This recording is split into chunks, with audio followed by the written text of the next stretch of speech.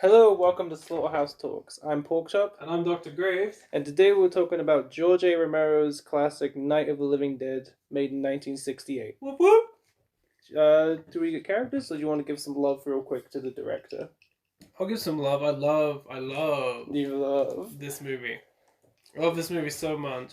Released in 1968, it's his first movie. He recently worked as an editor, and I think He did commercials. he did camera work for commercials originally and newsreel, and then he got a group of his friends to release this film. I want to say he released it on like $6,000 back That's then. it? It was nothing. I think everyone chipped in. Yeah, everyone chipped in, and that's like nothing now. Because Mm, compared you to need more these money. days, it's like billions and billions. But like, It was such a small budget, and it didn't really take off until later on, till like 69, I think. yeah, and there's a lot of political.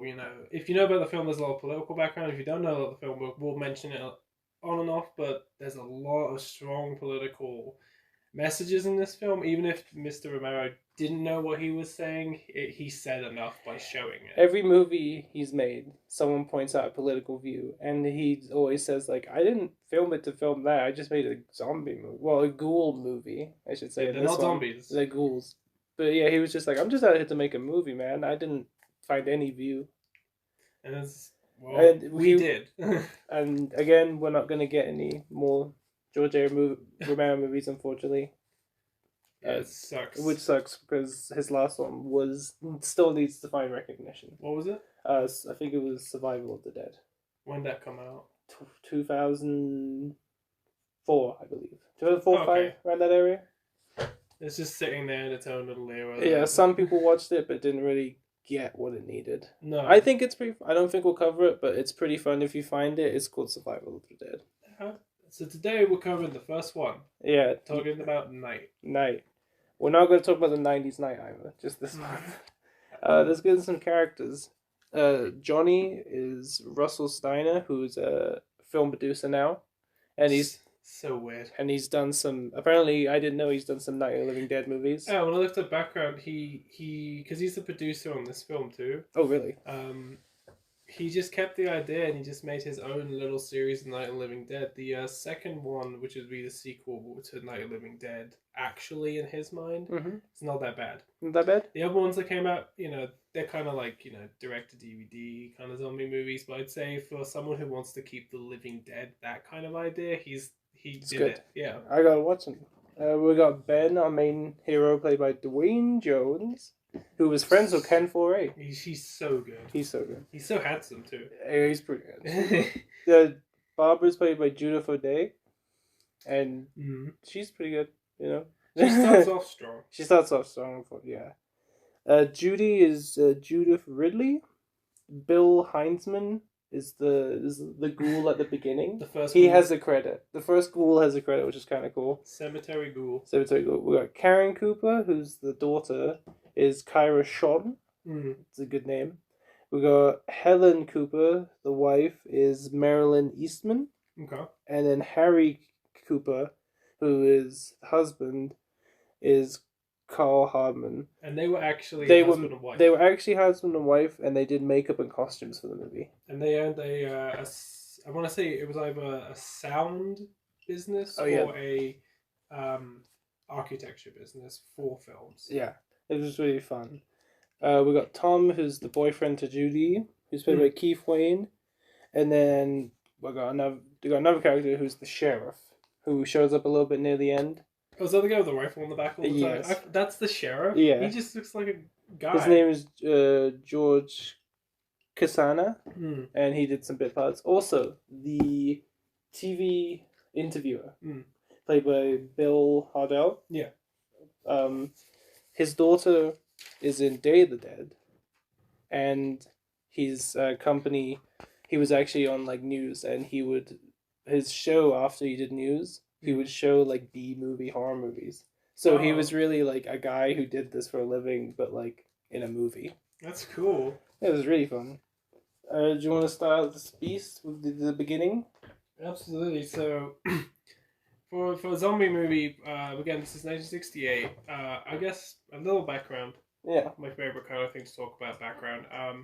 Zombie movies weren't really into the hiatus as like everyone is thinking now because it's so oversaturated with zombie Walking everything. Dead has taken over. Yeah, zombie video games, zombie food even. I mean, there's Yeah. stuff based for food, Zombie talkies. anything like zombie theme it's a theme, it's a genre, it's its own pop culture reference. Anything now, but back then the idea of zombies was more a racial fear.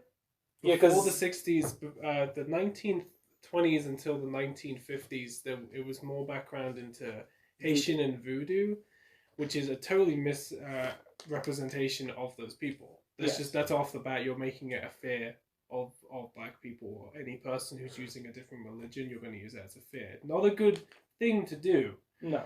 So back then, zombies were used as a sense of like, evil Slavery. potions, mind control, slavery. They were used any of those under white man's control. Mhm. Or person who like knew the voodoo or Haitian magic. It was usually a white person. It was usually a white person. It was never actually depicted as people it should have been. Like one of the main one is White Zombie. Yeah, that's a classic. Bela Lugosi represents this character. This was the idea of zombies. Yeah. Romero is now looking at it in the sense, we'll get into the plot about what the zombies or what the ghouls actually are, but this new idea about we're Zombies- not going to base it and blame it on like perversion of people. This is the actual undead. Yeah, like they're now we're actually- talking about something that And 60s mindset has to get used to. the zombies back in the day, Mm. again, like you said, were like, slavery and stuff like that. And if they were undead, they were brought back from a curse. Yes. It wasn't like actual, like some sort of scientific explanation. No. The zombies and the ghouls, again, in this movie are depicted as blue-collar people. Just people. Just the neighbors. Yeah, the scariest they're thing. depicted as mainly just white. Yeah, there's not a lot of diversion. They just seemed like all the zombies in that movie are white people. So that really brings a message of like... And Ben's a black lead. Exactly. In 68. So this seems to be just more of a fear. With the movement going on and... Well, I'll say this now. The day they finished filming this, and they had it in the cans ready to just send them to a movie theater, Martin Luther King was shot. The day they finished the movie and ready to produce it, like put it in big cinema. Send it. It was the assassination, and which is like now you can see the connection, especially with the ending. It's kind of hard not to. Yeah, like even though he didn't blatantly go out to make it political, it was made in 68. You think about what's happening at the time while you're watching it. You're like, yeah. And it's very. When we rewatched it, I was telling my partner about it, and it kind of struck me at how much it affected me more, knowing about the ideas of like, I'm not spoiling the ending for anyone unless you've seen it until we get to the ending, at least through it, but it surprised me how much it affected me more, that how real. When you watch the movie, it feels like more documentary footage. It feels more like someone's holding a camera filming it instead of like classy angles. It's like Vietnam filming. Yeah, it's really, really gritty and it just seems it's too real. And it's something about that movie, like, it sounds weird for me to say. It's like people should go and watch it. I highly recommend. Please go out and watch it. But even today, it seems a lot. It still hits. Yeah, it seems to be like kind of timeless. It has a timeless feel. It has the same feeling now as it did then. So let's get into this opening. Sorry about that. It's a big opening.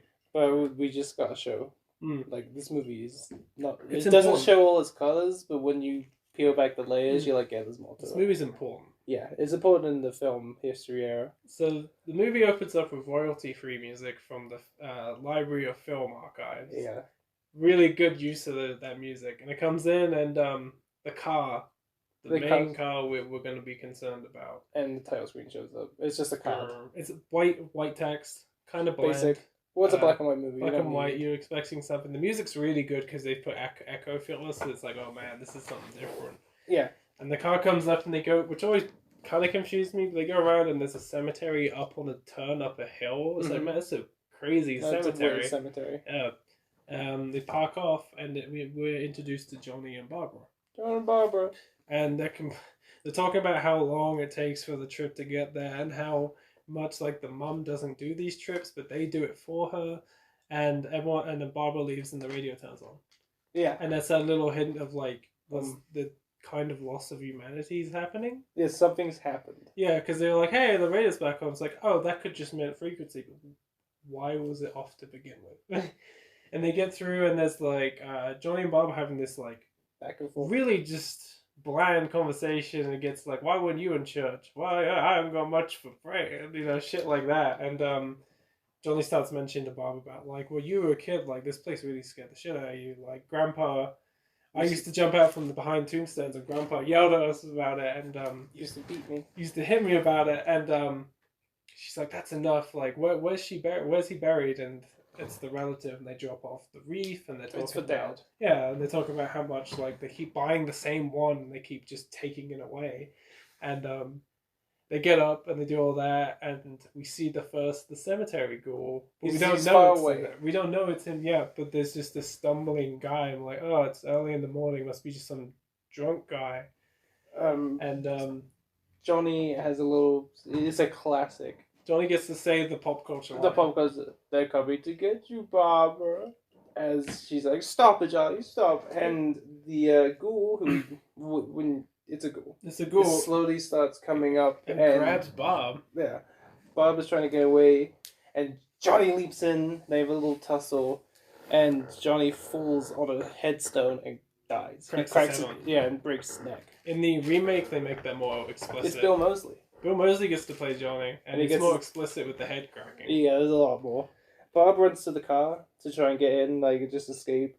As the ghoul goes up to the window and tries to come in. Smashes the window for real. I've noticed that the ghouls in this one, they don't show it in Dawn of the Dead, but in this one, they pick up stuff.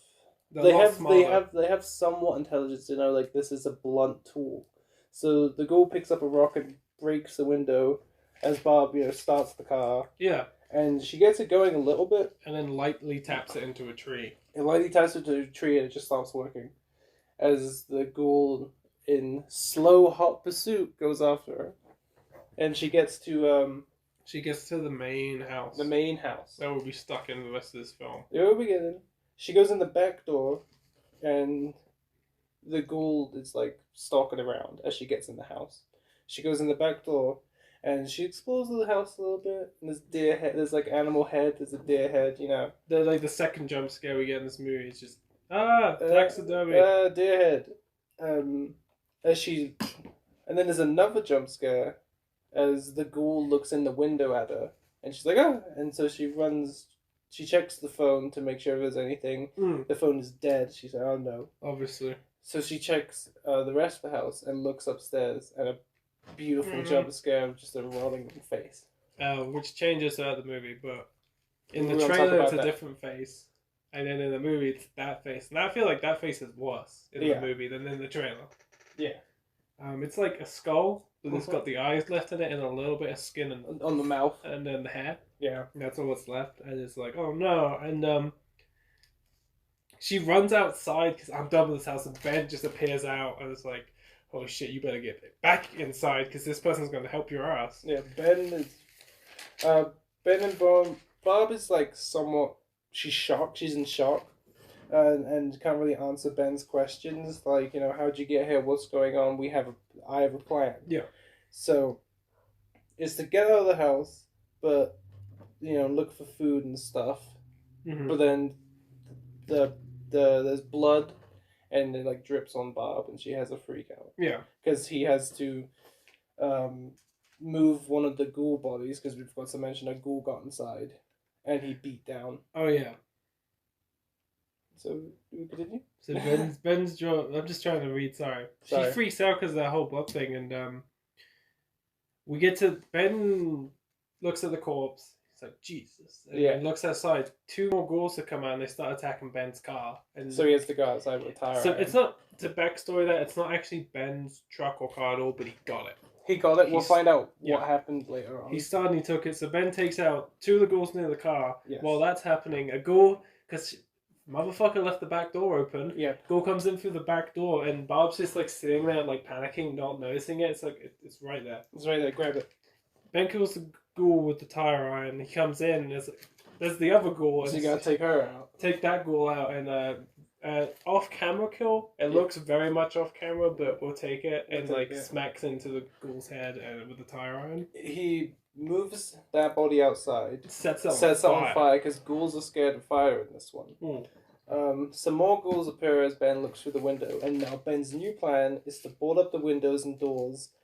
Bob isn't really talking as much, he's trying to ask more questions, and there's like a mini building montage. For the 60s, it's a mini montage of just him grabbing wood off panels and just anything he can find to build. Yeah, it takes apart a table, takes apart anything, and then after all that, Ben and Bob sit down, and Ben mentions about why he's here, like what happened before all of this, and he was going to a diner. When he was at the diner, a gas truck was being chased by the ghouls, and like I guess a flame was ignited from the gas truck, causing the gas truck to ignite, and they went off, and all these ghouls just watched it explode, and they stood there, and Ben got in the truck. Ben gets into the truck there, he probably just like, hot wires. Yeah, he's sparked it up. Gets in, and he says that all the ghouls were standing around in a huge circle around him, just not even moving, just staring at him. Just staring. And he just plowed right through him, and he has the mindset where it's like he wanted to kill them. Yeah. In the mindset too, it's like there's so much hate for these things now, so I wanted to crush them, and he did, and that's how he got here. Bob's story talks about the beginning, but she doesn't have as much of like she's the crazy feel about it, and goes both for paranoia acting, so she immediately just snaps. He's like, you better calm down. You gotta just calm down. Just calm down, all right? And because she's talking about like Johnny has to be alive in her mind. Johnny's still alive out there, even though she saw him clearly get injured, and she's like she's like ripping the stuff off the door, and she's like, no, and like she slaps Ben. And then okay, so Ben, I don't agree with this. Ben hits her. It looks like a slap, but it's definitely like the sound they use is a punch. It looks like a punch. Yeah, so he hits her to like calm her back, calm her down. She faints. Because, she got hit. Yeah. Ben, as she's passed out, Ben turns on the radio to know what the hell's going on in the outside world. And we get to know about what is going on. A little bit. Not a full amount yet, just a little bit. While that's happening, he looks out and there's some more ghouls, so he grabs a chair and he wraps it up a bit and he covers it in fuel and lights that chair up and kicks it out. Kicks the chair. That's a real stunt.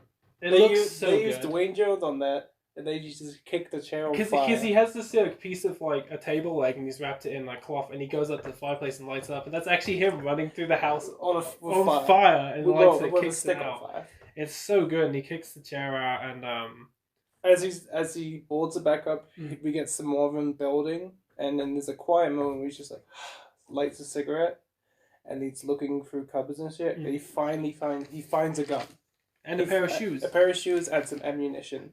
So he's kind of set right now. While there was on the radio, there was like a little back talk. I kept trying to hear it in because the way it's directed, you're kind of like supposed to hear the radio and like go on in and out. It seems like, but you're supposed to like pay attention to what's happening, and they're thinking that all the ghouls are just like a large group of assassins, like murderers, and it's just like a group cult like murders. Psychotic murder. They're all on the same mindset that we're gonna kill everyone. So they all think they're murderers, and then we won't get the more information later. But like just the idea that these people don't actually know. We have no idea what's causing this until later. Oh, and so he finds this is the weird part, but you can explain the cellar. But this is weird. Because after hearing that, Harry and Tom show up. A radio! A radio. Just out of the cellar. They just walk in like, hey, what's going on here? There's a radio. Quick, do this. And Ben brings up valid points. It's like, you heard us screaming. The ghouls don't make any noise apart from moan. Yeah. They don't scream at all. Bob screamed. And like... And all the chaos of me nailing. Yeah, you didn't come upstairs. And Harry's like, well, I'm not going to risk that because... Alright, also, Mr. Cooper, #1 asshole. He is a racist asshole. #1, and when you watch the movie, if you've seen the movie, he deserves everything he gets. He is especially from his wife and Ben. Straight up egotistical, all about his survival. Even though he cares about his family, but it's still all about him. Straight up hates Ben because Ben's in control, even though that's granted because he was taking control and doing the shit anyway. And just straight up, I hate Mr. Cooper. But here's a funny bit though. When Ben was saying, because Miss Harry, I'm gonna keep calling him Harry. You can call him Mr. Cooper, but same person. Mm. Harry was like, "We stay in the cellar. It's the safest point of the house." But Tom and Ben are on the same mindset. Like, if the ghouls come in, there's no exit in the cellar. He doesn't want to listen to it. And Ben's like, "We stay up here. It's good." But as Ben is saying it's safe up here, ghouls' hands come through the window and try and grab him. I'm like, "Wow, it's really safe." So safe. Tom grabs a knife and cuts off some of the ghoul's fingers, and then his hand go back. It's kind of fun. And after that, because it's like, well, now I'm not going to believe you. Mr. Cooper's like, I'm going to go to the cellar. I'm going to the cellar. I'm going to take the girl. And like, he's like, no, you're not taking Bob. She's staying up here. She's staying up here. She's fine. She's fine. And so Judy comes up. Yeah, Tom gets the girlfriend. Judy's like, you got to come up because I'm not leaving you down here. But Mr. Cooper goes down and like, we find out that the wife's down there and their daughter, who we find out later, sick. has been bitten. She's been bitten, yeah. And if we all know about zombie stuff, what they should have done is killed her. But there's the moral ideas.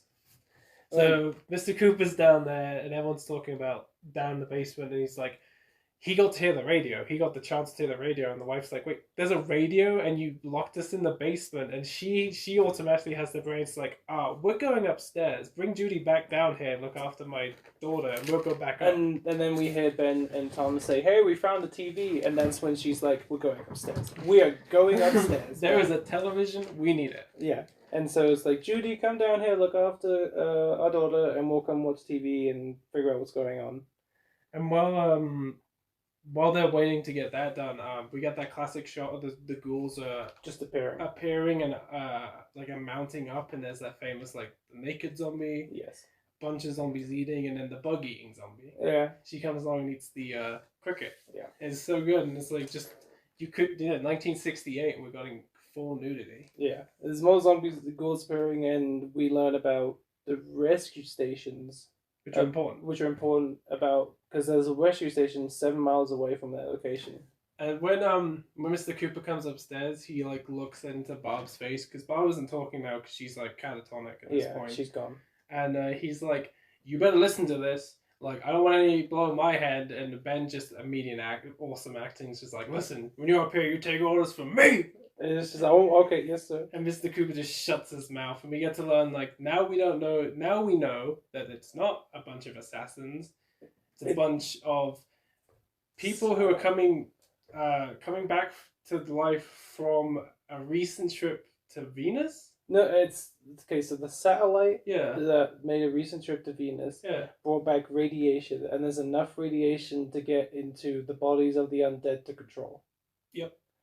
Make sense? No. Moving on. And there's a beautiful like guerrilla footage of like actual Romero on like talking to like the scientists and stuff about what could happen. It's like they obviously filmed it there. Yeah, they obviously filmed this some people. As we learn about rescue stations, Ben's plan is there's a gas line in the shed. I just don't have a key. I have. And Tom, we have the truck. We don't have the key. And Tom is like, "Well, I think there's a key downstairs." Finds the key. We're good. While Tom and I go out to fill up the truck, you fill up Molotov cocktails, Mr. Cooper and Judy. Because they're scared of fire from the window. From the window. This plan is like, this plan actually sounds like it could work. And everything goes to plan. Judy comes along to leave, which is like, well, it's like perfect. Boyfriend and girlfriend, they can, fine, get in the truck, let's go. They get to the gas pump and the key somehow doesn't work. So Ben just like shoots off the locks, like step back, like, whoa, careful. Don't shoot a gas line, Ben. Careful. And he gets it off and fucking, I swear to God, there's flame already around the barn for some reason, just atmosphere. I think it's just Molotov. The chair Molotovs. And fucking Tom grabs the pump and he has his finger on the trigger and just sprays it all over. He's spraying gas all over the fire and there's fire going all over the truck. He's like, God damn it. And he's like, well, don't put it in the truck, leave it. And like, Ben's trying to get rid of the flame and like, they have the idea they're going to drive off in the flaming truck. Well, they move so like the gas line doesn't hit more of the truck. Yeah, but they drive off too far. And the flame follows it and it explodes. We get a Tom and Judy barbecue. The zombies get cooked food. Yeah, the ghouls. The ghouls like it.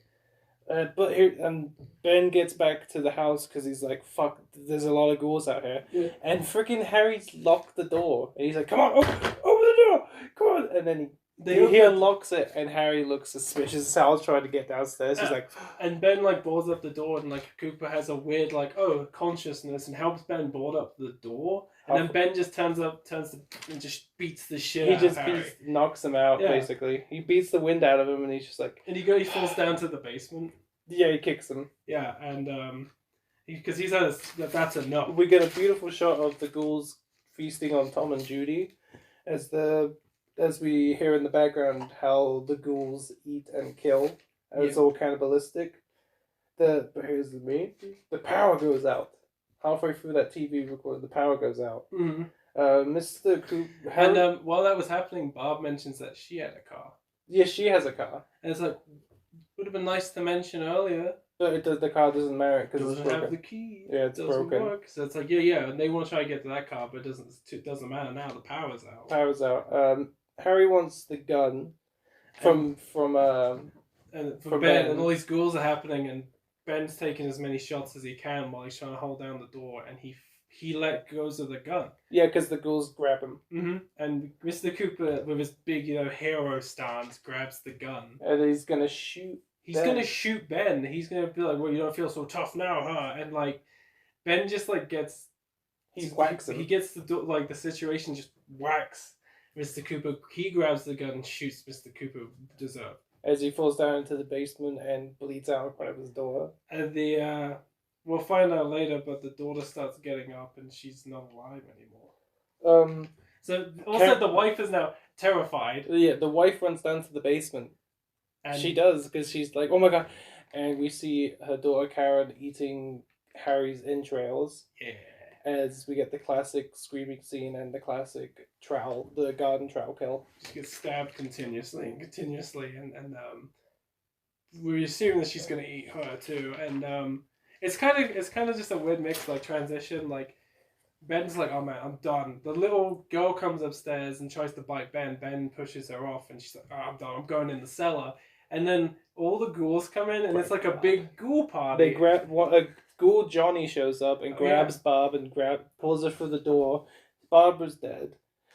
Ben does get a few kills off before they all flood into the house. He locks himself in the cellar as Ghoul Mr. Cooper gets a double tap. Yeah, and then shoots him. Yeah, and then Ghoul Mrs. Cooper gets up and he gets a double tap and kills her. And all the ghouls are upstairs shuffling around. Like that room gets filled. It's like a huge frat party for the ghouls. It's amazing, and it's like you can clearly tell like budgetary issues, but like I'm not gonna complain. But like personally, doesn't work for me. But no. I can see that like with money, it doesn't do a cut effect. It does a transition fade effect into the next day, and all the ghouls are gone. And it's like looks kind of corny, but I'm gonna appreciate that because of budgetary. But he's in the cellar, and he's like, oh shit! It's like there's no noise. And it cuts back to, like, the sheriff and the search team who've been out throughout this movie. 48 hours. Yeah, killing off all the ghouls around the countryside. And they get to finally their area.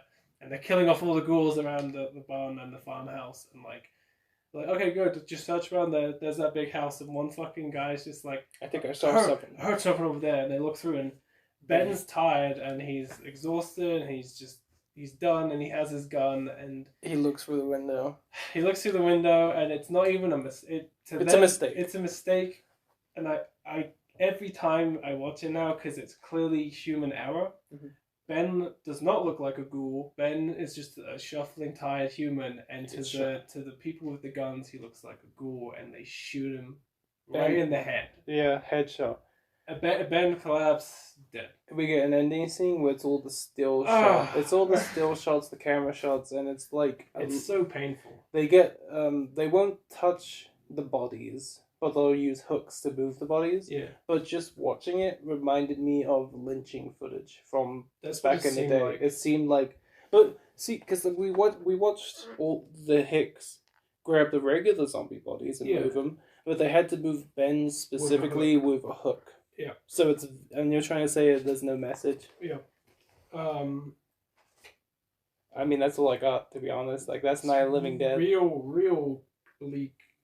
There is no no, there's no. There is no, it's not even a good, like, a happy ending. It's just the sense of, like, oh, dread. The ghouls are dead. Yeah, so is this other The human. United States is saved. That's all that matters. Like, you just have the feeling about, like, what did I just watch? I just watched this literally a survival tape. That's basically how it feels. I just watched these people survive almost the apocalypse, and humans being humans ruined it. What did you rate this? I give this movie 11 out of 10, and You like this I movie know a this lot. is like that's off scale, but I really like this movie, and I know it's slow in some places, and it's a lot of dialogue, and it's a lot of cutting backwards. But and it's also forwards. 1968. It's also 68, but it's just really, really good filmmaking, and really, it's just a really good message. The shadows work with the shadows work. Black and white. There is a colored version of this. That's a mistake. That's a sin.